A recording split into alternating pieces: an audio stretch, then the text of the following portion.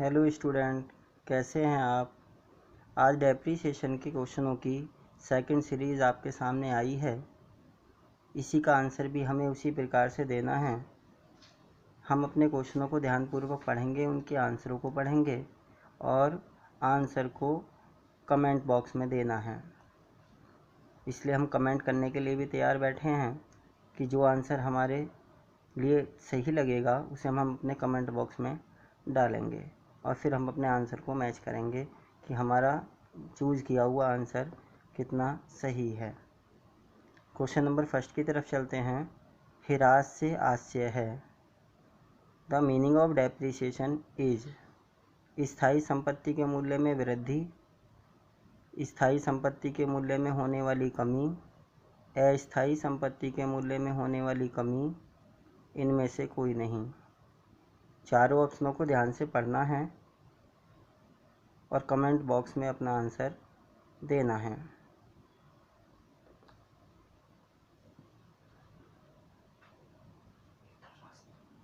इस क्वेश्चन का आंसर है ऑप्शन बी, स्थायी संपत्ति के मूल्य में होने वाली कमी। क्योंकि आप भी जानते हो कि संपत्ति के मूल्य में स्थायी संपत्ति के मूल्य में होने वाली कमी ह्रास कहलाती है। क्वेश्चन नंबर 2, बहुधा ह्रास नहीं लगाया जाता है। ऐसा क्वेश्चन हमने इसकी पहली सीरीज में भी पढ़ा है कि किस संपत्ति पर ह्रास नहीं लगाया जाता है। उसी की तरह ये क्वेश्चन है, बहुधा ह्रास नहीं लगाया जाता है यंत्र संयंत्र पर, फर्नीचर पर, भूमि पर, भवन पर। जल्दी से जल्दी चारों क्वेश्चनों के और चारों ऑप्शन पढ़ने हैं और अपने आंसर को कमेंट बॉक्स में डालना है।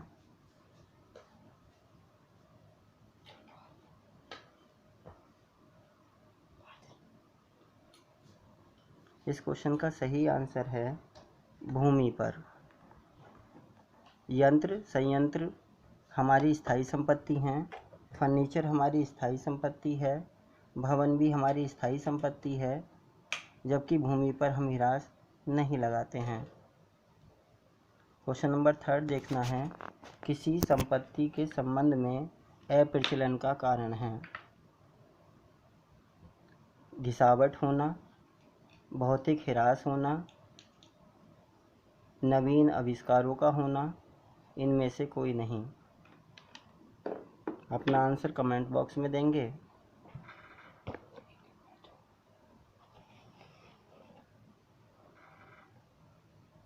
इस क्वेश्चन का सही आंसर है ऑप्शन सी, नवीन आविष्कार। क्योंकि आपने पढ़ा है कि अप्रचलन के कारणों में यदि नए नए आविष्कार होते हैं तो कहीं ना कहीं हमारी पुरानी संपत्ति चलन से बाहर हो जाती है और वही हमारे अप्रचलन का कारण बनती है। क्वेश्चन नंबर 4, ह्रास लगाने का मुख्य उद्देश्य है सही लाभ की गणना करना, स्थायी संपत्तियों के प्रतिस्थापन के लिए धन का प्रबंध करना, सही आर्थिक स्थिति प्रकट करना, कर के बोझे को कम करना।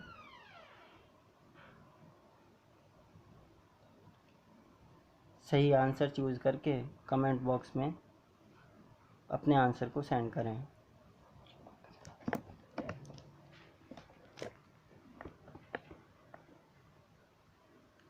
इस क्वेश्चन का सही आंसर है ऑप्शन ए, सही लाभ की गणना करना। इसमें क्वेश्चन में लिखा हुआ है कि ह्रास लगाने का मुख्य उद्देश्य क्या है। तो हमें देखना है कि ह्रास की का लेखा हम सबसे पहले कहाँ पर करते हैं। तो आपने कहा लाभ हानि खाते में करते हैं, इसलिए लाभ हानि का ज्ञान करना, सही लाभ की गणना करना इसका मुख्य उद्देश्य है। क्वेश्चन नंबर 5, किसी संपत्ति के उपयोगी काल के बाद उसे बेचने से प्राप्त होने वाली अनुमानित राशि क्या कहलाती है। क्वेश्चन को दोबारा देखना है। किसी संपत्ति के उपयोगी काल के बाद उसे बेचने से प्राप्त होने वाली अनुमानित राशि कहलाती है मशीन का विक्रय मूल्य, हिरासित मूल्य, अवशेष मूल्य, प्रतिस्थापित मूल्य।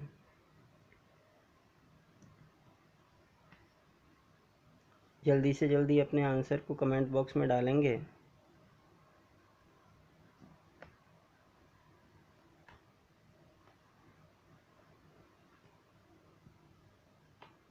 इस क्वेश्चन का सही आंसर है ऑप्शन सी, अवशेष मूल्य। स्क्रैप वैल्यू क्या है? स्क्रैप वैल्यू आप जानते हैं कि जब संपत्ति का जीवन काल समाप्त हो जाता है और उसके बाद संपत्ति के मूल्य से, बिक्री से हमें कुछ ना कुछ राशि प्राप्त होती है, वह हमारा अवशेष मूल्य या स्क्रैप वैल्यू कहलाती है। क्वेश्चन नंबर 6, किसी संपत्ति के अपलिखित मूल्य से आशय है।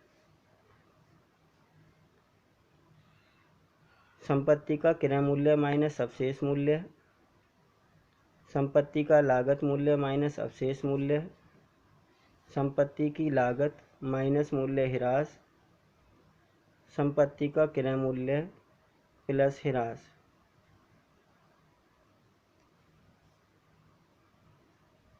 अपने आंसर को जल्दी से जल्दी कमेंट करेंगे।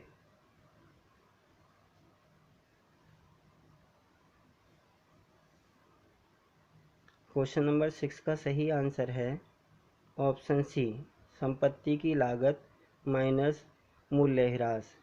जैसा कि हमने इससे पिछली वाली सीरीज जिन्होंने हमारी देखी है वो जानते हैं कि book value of assets equal to cost of assets minus depreciation. संपत्ति का पुस्तक मूल्य बराबर संपत्ति का लागत मूल्य माइनस ह्रास होता है। वही क्वेश्चन आपके सामने है, किसी संपत्ति के अपलिखित मूल्य से आशय है। क्वेश्चन नंबर 7 देखना है, ह्रास का आयोजन किस संपत्ति पर किया जाता है? किस संपत्ति पर हम डेप्रिसिएशन को कैलकुलेट करते हैं? अस्थायी संपत्ति पर, स्थायी संपत्ति पर, कृत्रिम संपत्ति पर, इन सभी संपत्तियों पर।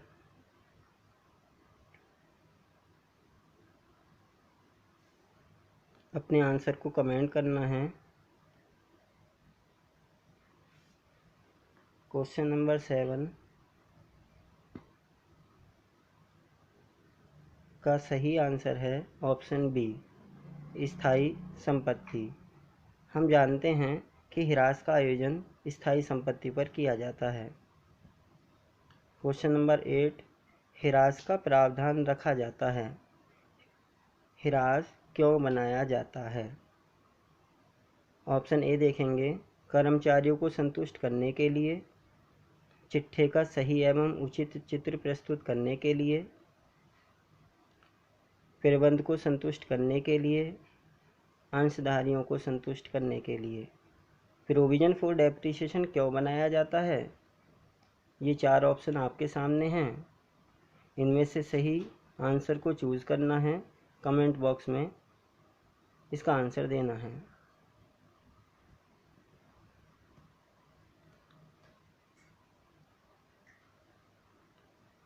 क्वेश्चन नंबर 8 का आंसर है ऑप्शन बी, चिट्ठे का सही एवं उचित चित्र प्रस्तुत करने के लिए।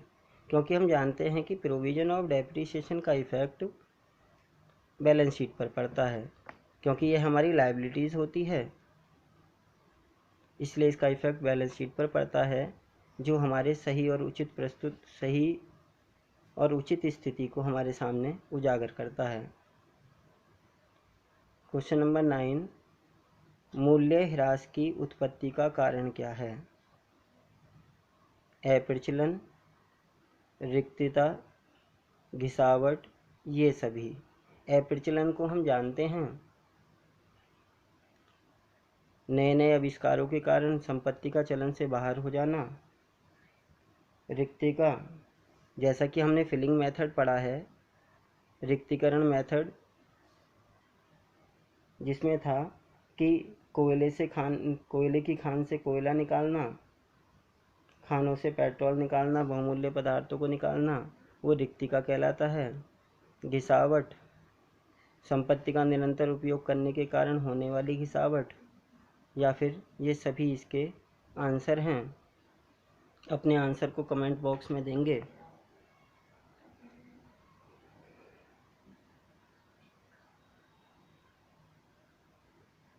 इस क्वेश्चन का सही आंसर है उपरोक्त सभी। Option D. अप्रचलन, यह भी हमारे मूल्य ह्रास का कारण है। रिक्तिका, यह भी हमारे ह्रास का कारण है। घिसावट, संपत्ति का निरंतर उपयोग करने से होने वाली घिसावट भी हमारी संपत्ति के मूल्य में कमी लाती है। इस प्रकार उपरोक्त सभी सही है। क्वेश्चन नंबर 10 देखना है।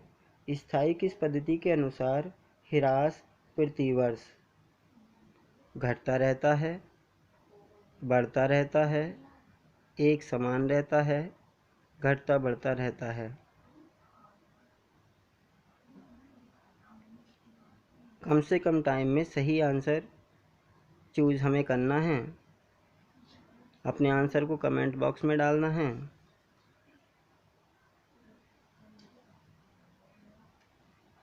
इस क्वेश्चन का सही आंसर है ऑप्शन सी, एक समान रहता है। हम जानते हैं फिक्स इंस्टॉलमेंट मेथड में वैल्यू ऑफ डेप्रिसिएशन इक्वल होती है। हर बार ह्रास की राशि समान रहती है। क्वेश्चन नंबर 11 को पढ़ना है। ह्रास लगाए जाने का कारण है। ह्रास क्यों लगाया जाता है, क्या कारण है? ऑप्शन ए, संपत्ति के बाजार मूल्य में कमी। ऑप्शन बी, उपयोग होने व समय व्यतीत होने के साथ संपत्ति के मूल्य में कमी।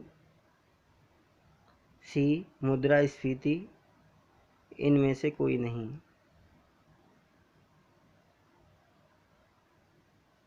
अपने आंसर को चूज करें, कमेंट बॉक्स में आंसर दें, जिससे आपकी एक्टिविटी का भी पता चल सके। इस क्वेश्चन का सही आंसर है ऑप्शन बी, उपयोग होने, समय व्यतीत होने के साथ संपत्ति के मूल्य में कमी। जब हम संपत्ति का निरंतर उपयोग करते हैं तो वो ह्रास का कारण बनती है। यदि समय पासिस होता है, टाइम निकलता जाता है, तब भी वह हमारी ह्रास का कारण बनती है। इसलिए ऑप्शन बी सही है। क्वेश्चन नंबर 12, संपत्ति खाते का शेष कभी भी शून्य नहीं होता। इस क्वेश्चन को हम दूसरे वे में पढ़ते हैं कि ह्रास की कौन सी पद्धति में संपत्ति का मूल्य कभी भी शून्य नहीं होता। वार्षिक वृद्धि पद्धति एन्युटी मेथड में, स्थायी किस पद्धति फिक्स इंस्टॉलमेंट मेथड में, क्रमागत शेष पद्धति रिटर्न डाउन वैल्यू मेथड में, ह्रास कोष पद्धति डेप्रिसिएशन फंड मेथड में?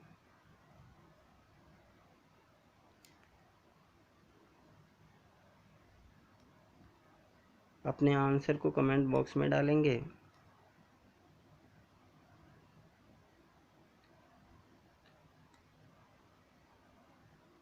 इस क्वेश्चन का सही आंसर है ऑप्शन सी, क्रमागत शेष पद्धति रिटर्न डाउन वैल्यू मेथड। क्योंकि हम जानते हैं कि रिटर्न डाउन वैल्यू मेथड में संपत्ति खाते का शेष कभी भी शून्य नहीं होता, जबकि annuity method, fix installment method और डेप्रिसिएशन फंड, इनमें संपत्ति का मूल्य शून्य हो जाता है।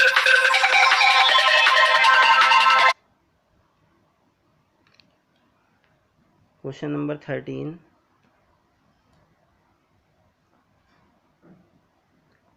एक यंत्र का अनुमानित जीवन काल 5 वर्ष है। अवशेष मूल्य 5,000 रुपये। यदि स्थायी किस पद्धति से 19,000 रुपये प्रतिवर्ष ह्रास काटा जाता है तो यंत्र का लागत मूल्य होगा।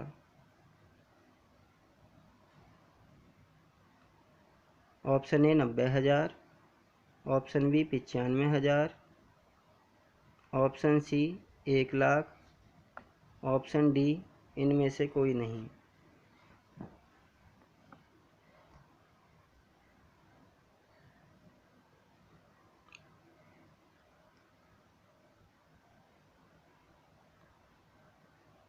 इस क्वेश्चन के लिए टाइम थोड़ा सा मैंने ज़्यादा दिया है कि आप अपनी रफ कॉपी में से कैलकुलेट करें। और सही आंसर को हम चूज़ कर लें और कमेंट बॉक्स में सेंड करें। आपकी एक्टिविटी का भी पता चलता रहे।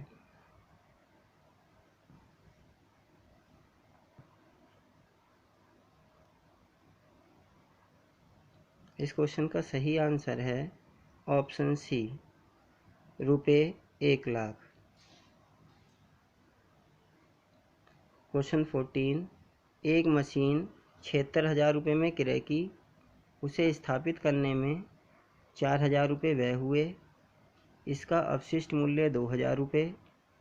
स्थायी किस पद्धति से 10% वार्षिक हिसाब से ह्रास की किस्त होगी?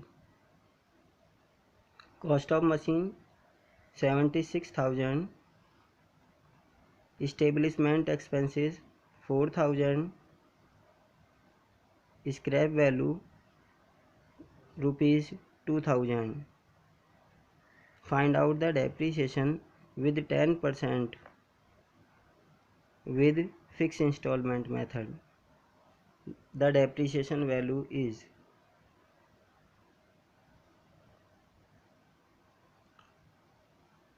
पहला ऑप्शन है 7,800, दूसरा option 7,000, option C 7,400, option D इनमें से कोई नहीं। क्वेश्चन को सोल्व करने के बाद अपने आंसर को कमेंट करेंगे।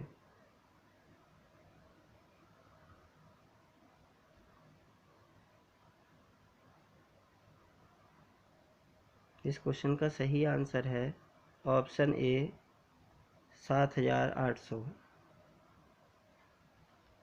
क्वेश्चन नंबर 15, घटती शेष पद्धति उपयोगी है भूमि के लिए, जीवित स्कंद के लिए, पट्टे पर संपत्ति के लिए, यंत्र संयंत्र के लिए। डेप्रिसिएशन की रिटर्न डाउन वैल्यू मेथड कौन सी संपत्ति पर ह्रास लगाने के लिए उपयोगी है? इन चारों ऑप्शनों में से हमें छांटना है।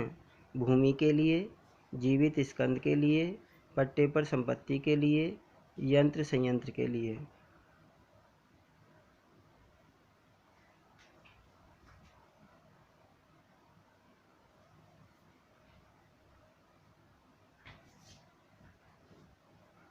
इस क्वेश्चन का सही आंसर है, सभी ने अपना आंसर कमेंट बॉक्स में डाल दिया होगा,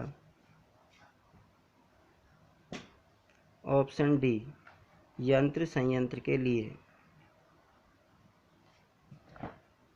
क्वेश्चन नंबर 16, किस संपत्ति पर ह्रास नहीं लगाया जाता है? भूमि व भवन, मशीनरी, चालान पर माल, एकस्व। भूमि व भवन land and building, machinery, goods in transit और पेटेंट।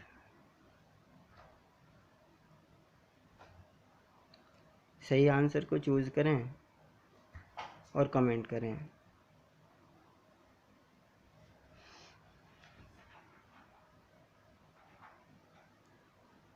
इस क्वेश्चन का सही आंसर है चालान पर माल, गुड्स इन ट्रांजिट। ह्रास की गणना चालान पर माल पर नहीं की जाती। जो माल रास्ते में रहता है, एक कंपनी से दूसरी कंपनी के बीच होता है, वह उस पर हम ह्रास की गणना नहीं करते हैं। क्वेश्चन नंबर 17 है, निम्न विधियों में से किस विधि में संपत्ति को पूरे जीवन काल में अपनी मूल लागत पर दिखाया जाता है? किस मेथड के द्वारा हम संपत्ति को उसकी मूल लागत पर दिखाते हैं, कॉस्ट वैल्यू पर दिखाते हैं? वो कौन सा मेथड है? सीधी रेखा पद्धति, क्रमागत ह्रास पद्धति, ह्रास कोष पद्धति, इनमें से कोई नहीं।